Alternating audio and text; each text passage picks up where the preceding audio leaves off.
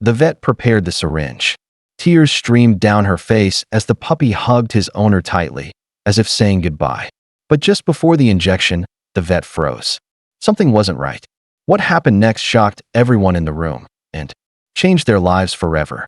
The cold, sterile smell of the veterinary clinic filled the air as Emma sat in the small examination room, her trembling hands clutching a soft, weak body. Max, her beloved German Shepherd puppy, lay curled in her arms, his once bright eyes now dull and lifeless. Tears blurred Emma's vision, but she couldn't look away from him. Memories of happier days flashed before her eyes. Max chasing butterflies in the yard, tumbling over his own paws, wagging his tail with endless joy. And now this. The thought of losing him felt like someone was tearing her heart apart piece by piece. Across from her, Dr. Collins prepared the injection, his expression calm but heavy with understanding. "Emma," he said gently, "this will be quick. He won't feel any pain." Emma shook her head weakly, her voice breaking. I'm not ready." Her arms tightened around Max, pulling him closer, as if love alone could save him. And then it happened. Max lifted his tiny paw and wrapped it around Emma's arm in a fragile embrace. A hug, silent, desperate, as if saying, "Please, don't let go." Emma closed her eyes for a moment, clutching Max tighter, and her mind drifted back to the day everything began. The happiest day of her life. It was a bright spring afternoon when she first saw him. A tiny ball of fur with floppy ears and curious brown eyes, sitting alone in the corner of the shelter. While other puppies barked and jumped excitedly at every visitor, this one just stared at her quietly, tilting his head as if he had been waiting for her all along. Emma knelt down, her fingers brushing against his soft fur. The moment their eyes met, she felt it, an instant connection that words could never explain. "You're coming home with me," she whispered. And from that moment on, Max became her shadow, her best friend, her little family. Life with Max was pure joy. He turned her empty apartment into a home filled with laughter and chaos, chewing on slippers, chasing his tail in endless circles, greeting her at the door with that wagging tail and a sparkle in his eyes. Every morning, he'd curl up next to her on the couch, his tiny head resting on her lap, like he belonged nowhere else in the world but there. Those days felt like they would last forever. But forever came crashing down the day Max stopped running to the door, the day his playful barks faded into silence, and the first signs of something terribly wrong appeared. Max skipped his breakfast one morning. She thought maybe he was just tired or bored of the same food. But then it happened again and again. Soon, he stopped eating altogether. His once bouncy steps turned slow and shaky, and his playful spark seemed to vanish overnight. Emma's heart sank as she watched her best friend change before her eyes. He no longer wagged his tail when she came home. Instead, he stayed curled up in a corner, barely lifting his head. His breathing grew heavy, labored, as if every inhale was a fight. Panic clawed at her chest. Something was terribly wrong. She rushed Max to the vet, hoping for an easy fix, a new diet, maybe vitamins. But the vet's expression told her otherwise.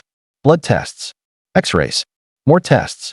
Each result came back with grim faces and quiet voices. "His organs are failing," one vet said softly. Another whispered, "There's nothing more we can do." Emma refused to believe it.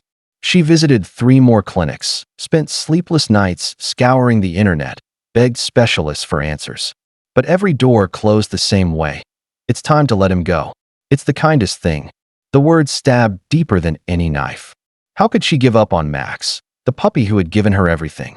Yet, as she held him in her arms, feeling the faint beat of his heart, Emma knew the hardest decision of her life was waiting. The room felt colder now, like the walls themselves understood what was about to happen. Emma sat on the steel table, Max resting weakly in her arms. His fur, once glossy and full of life, now felt dull beneath her trembling fingers. Each breath he took rattled softly, fragile like a fading echo. Dr. Collins approached with the syringe in hand, his voice calm but heavy with sympathy. "Emma," he murmured gently, "when you're ready." Ready? How could she ever be ready to say goodbye to the one soul who never left her side? Her vision blurred as tears streamed down her cheeks. She pressed her lips to Max's head, whispering, Words through a cracked voice. I love you, Max, so much. Thank you for everything. The vet knelt beside her, waiting, giving her one last moment. Emma clung to Max as though holding him tighter could somehow freeze time. Her sobs came harder, shaking her body. And then, something happened that made her heart stop.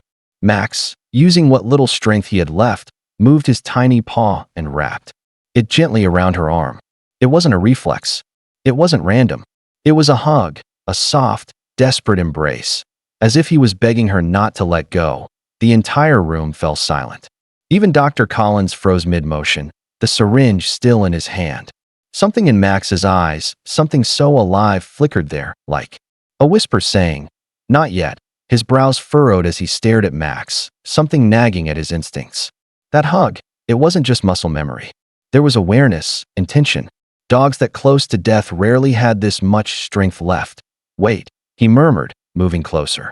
Gently, he placed a hand on Max's chest. His fingers lingered, feeling for the faint rhythm beneath the fragile ribs. But what he felt made his stomach twist. It wasn't what he expected.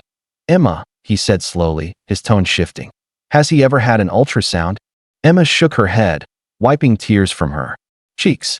No, why? Her voice trembled, a fragile thread of hope forming despite herself. The doctor. Collins stood abruptly, his voice firm now. Hold on. I need to run another test.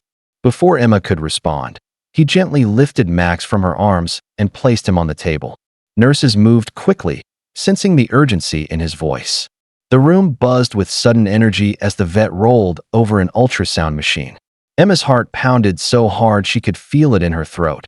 Seconds felt like hours as the cold gel touched Max's belly. The screen flickered, revealing shadows and shapes. Dr. Collins squinted, adjusting the probe, and then his eyes widened. Oh my God, he whispered under his breath. He turned to Emma, his voice tight with disbelief. This isn't what we thought. Max isn't dying. There's something inside him, and it's treatable. Emma's breath caught in her throat. Treatable? She repeated, hardly daring to believe it. Her tears of grief turned into tears of confusion, hope flickering in her chest like a fragile flame. Dr. Collins didn't waste a second. It's not organ failure, he explained quickly. It looks like a foreign object, something lodged deep in his intestines. It's causing blockages, poisoning his system. But if we act now, we can save him. Emma's hands flew to her mouth as a sob escaped her lips. All this time, all those sleepless nights, and her best friend still had a chance. The room erupted into controlled chaos. Nurses prepared surgical tools while Dr. Collins barked orders, his calm demeanor now sharp with urgency. Emma stood frozen, watching as they wheeled Max toward the operating room. For a moment, his tired eyes met hers, and she swore she saw something there. Trust. Faith that she wouldn't let him down. As the doors swung shut, Emma collapsed into a chair, her hands shaking. Every second felt like a lifetime. She whispered through trembling lips, "Please, please bring him back to me." Inside, the battle for Max's life had begun. Emma sat in the waiting area, her hands clasped so tightly they turned white. Every time the door opened, her heart jumped, until finally, Dr. Collins appeared. His mask hung around his neck, and for the first time all day, he smiled. "He's going to be okay," he said softly. To Emma's knees buckled with relief as tears streamed down her face. She didn't care who was watching. She ran to him, sobbing. "Thank you. Thank you so much." When she finally saw Max again, he was lying on a soft blanket, hooked up to tubes but alive, his tail thumping weakly at the sight of her.